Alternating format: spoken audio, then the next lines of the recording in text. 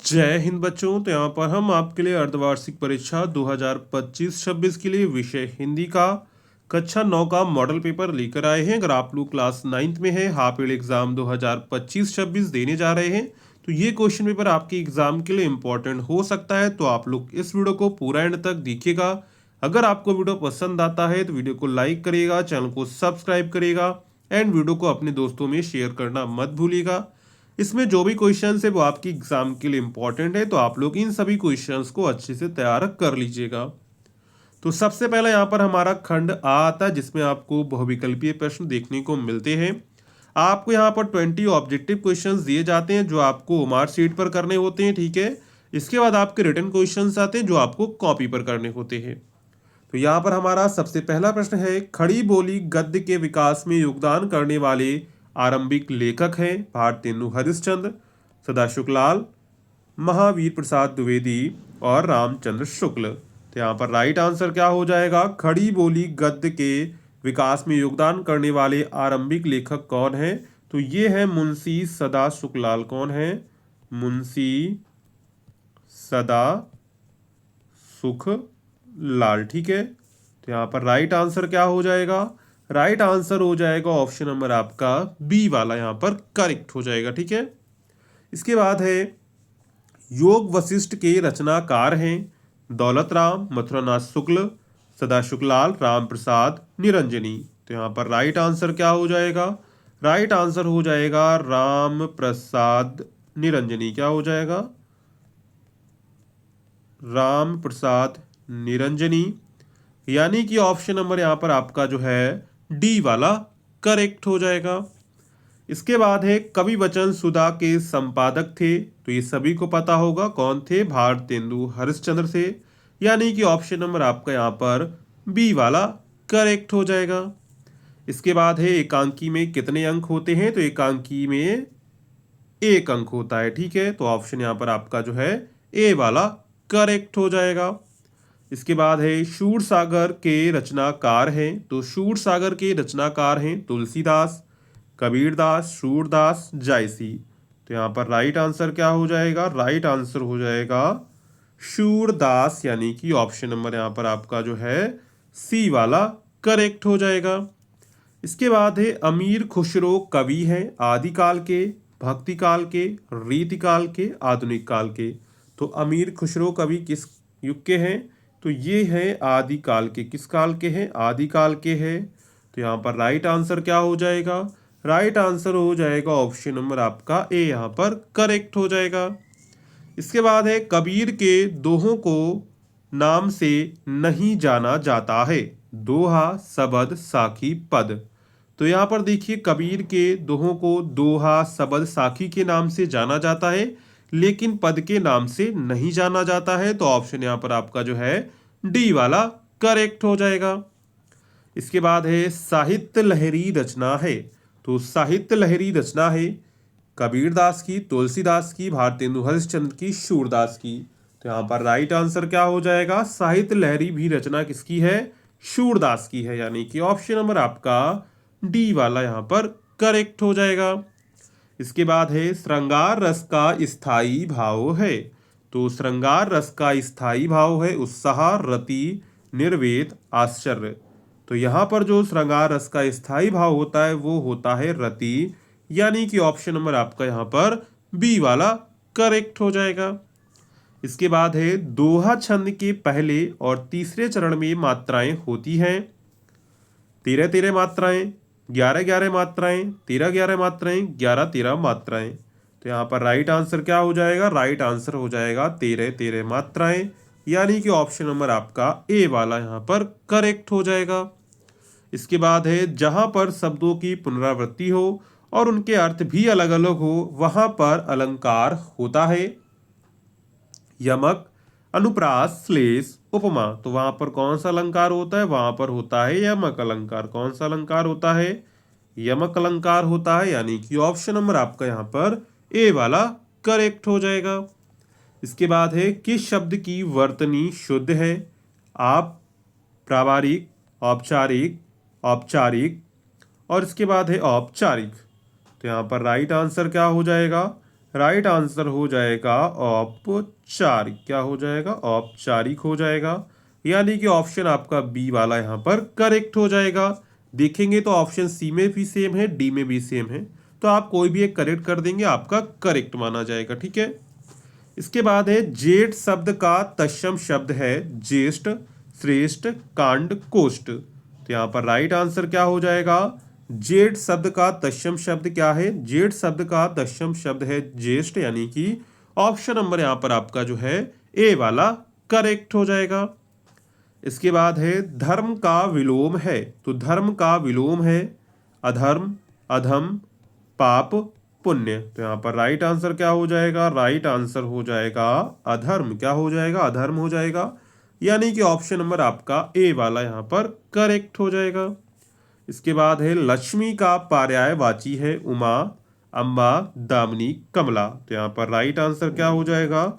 लक्ष्मी का पर्यायवाची क्या होता है? कमला होता है। यानी कि ऑप्शन नंबर आपका यहाँ पर डी वाला करेक्ट हो जाएगा। इसके बाद है महाधनुष्यवा में संधि है महशब, महोत्सवा, महेशब और महुष्यब। तो यहाँ पर राइट आंसर क्या हो जाएगा? महाधनुष्यवा मिलकर क्या बनेगा? महोत्सवा बनेगा। यानी कि ऑप्शन नंबर आपका यहाँ पर बी वाला करेक्ट हो जाएगा। ठीक है। इसके बाद है मक्खियों से रहित का समस्त पद होगा सामच्छिक, बिना मच्छिक, बहुमच्छिका, निर्मच्छिका। तो यहाँ पर राइट आंसर क्या हो जाएगा? राइट आंसर हो जाएगा ऑप्शन नंबर डी, निर्मच्छिका। इसके बाद है हरि शब्द का प्रथम विभक्ति बहुवचन में रूप बनेगा हरीन, हरया, हरिम, हरबी। तो यहाँ पर राइट आंसर क्या हो जाएगा? राइट आंसर हो जाएगा हरया। यानी कि ऑप्शन बी यहाँ पर आपका करेक्ट हो जाएगा। इसके बाद है षष्ठी विभक्ति बहुवचन में राम का रूप होगा रामाणाम, रामस्य, रामयो, रामेशु। तो यहाँ पर राइट आंसर क्या हो जाएगा? राइट आंसर हो जाएगा रामाणाम। यानी कि ऑप्शन नंबर आपका यहाँ पर ए वाला करेक्ट हो जाएगा। इसके बाद है गम धातु लट लकार मध्यम पुरुष एक वचने का रूप है गच्छ, गच्छसि, गच्छे, गच्छतम। तो यहाँ पर राइट आंसर क्या हो जाएगा? राइट आंसर हो जाएगा ऑप्शन नंबर आपका बी यहाँ पर करेक्ट हो जाएगा। ठीक है। तो यहाँ पर हमने जो 20 ऑब्जेक्टिव क्वेश्चंस आते हैं उनको कवर कर लिया है। अगर आपने अभी तक वीडियो को लाइक नहीं किया है तो वीडियो को लाइक कर दीजिए और चैनल को भी साथ में आप लोग सब्सक्राइब कर लीजिए। ठीक है। इसके बाद आता है हमारा खंड बा, जिसमें आपको वर्णात्मक प्रश्न देखने को मिलते हैं, जिसमें हमारा 21वां प्रश्न है निम्नलिखित गद्यांश पर आधारित प्रश्नों के उत्तर दीजिए। यहाँ पर देखिए आपको एक गद्यांश दिया जाता है। ठीक है। आपको पूरे गद्यांश को पढ़ना होता है। इसके बाद आपको नीचे दिए गए प्रश्नों के उत्तर देने होते हैं, जिसमें सबसे महत्वपूर्ण प्रश्न होता है प्रस्तुत गद्यांश का संदर्भ लिखिए। संदर्भ का मतलब है आपको पाठ का नाम बताना है और लेखक का नाम बताना है। तो ये वाला जो गद्यांश है इसके पाठ का नाम है बात। क्या है? बात है। और इसके जो लेखक हैं वो हैं प्रताप नारायण मिश्र। कौन है? प्रताप नारायण मिश्र है। ठीक है। इसके बाद अथवा में आपको दूसरा दिया गया है। ठीक है। रेखांकित अंश की आपको इसी में व्याख्या करनी है। हम हृदयस्थ भाव अभिव्यक्ति कैसे करते हैं। अथवा करके आपको दूसरा दिया गया दृढ़ संकल्प से दुविधा की बेड़ियां कट जाती हैं। ये भी आपको एक गद्यांश दिया गया है। मान लीजिए आपको ऊपर वाला नहीं आता है तो आप नीचे वाला कर सकते हैं। इसमें भी आपसे पूछा गया है प्रस्तुत गद्यांश का संदर्भ लिखिए। तो इसके पाठ का नाम है स्मृति। क्या नाम है? स्मृति नाम है। और इसके जो लेखक है वो है सूर्यकांत त्रिपाठी निराला जी। ठीक है। इसके बाद रेखांकित अंश की आपको व्याख्या करनी है। लेखक चिट्ठियों को किस प्रकार निकालना चाहता था। ठीक है। इसके बाद इसी में आपका अगला है 22वां प्रश्न निम्नलिखित पद्यांश पर आधारित प्रश्नों के उत्तर दीजिए। यहाँ पर भी देखिए आपको 2 पद्यांश देखने को मिलते हैं। रेखांकित अंश की आपको व्याख्या करनी है। प्रस्तुत पद्यांश का आपको संदर्भ लिखना है। गोविंद की कृपा का शिष्य को क्या लाभ हुआ। अथवा करके आपको दूसरा दिया गया है।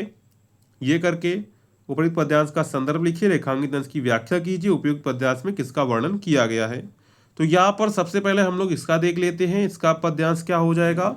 इसके जो शीर्षक हो जाएगा वो हो जाएगा साखी। क्या हो जाएगा? शीर्षक हो जाएगा साखी। और इसके जो कवि हो जाएंगे वो हो जाएंगे कबीरदास जी। कौन हो जाएंगे? कबीरदास जी हो जाएंगे।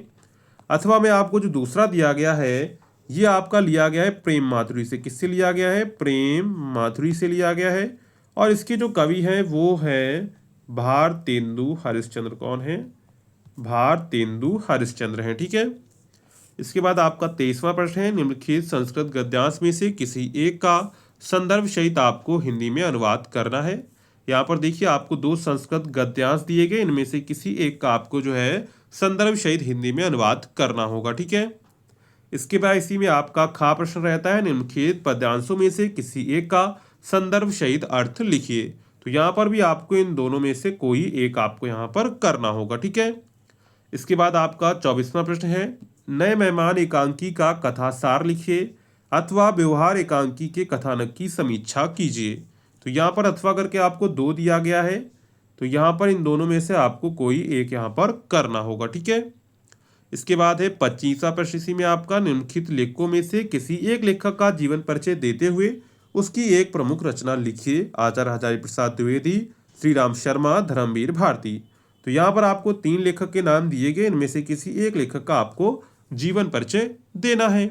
इसके बाद है निम्नलिखित कवियों में से किसी एक कवि का जीवन परिचय देते हुए उनकी एक प्रमुख रचना लिखिए। कबीरदास, भारतेंदु हरिश्चंद्र, सूर्यकांत त्रिपाठी, निराला। तो यहाँ पर भी आपको 3 दिए गए, इन 3 में से किसी एक कवि का आपको जीवन परिचय देना होगा, ठीक है। इसके बाद है अपनी पाठ्य पुस्तक से याद किया हुआ कोई एक श्लोक लिखिए जो इस प्रश्न पत्र में ना दिया गया हो। इसके बाद अगला है, निम्नलिखित में से किन्हीं 2 प्रश्नों के उत्तर आपको संस्कृत में देने हैं। यहाँ पर देखिए आपको 4 प्रश्न दिए गए हैं, 4 में से आपको किन्हीं 2 के उत्तर संस्कृत में देने हैं।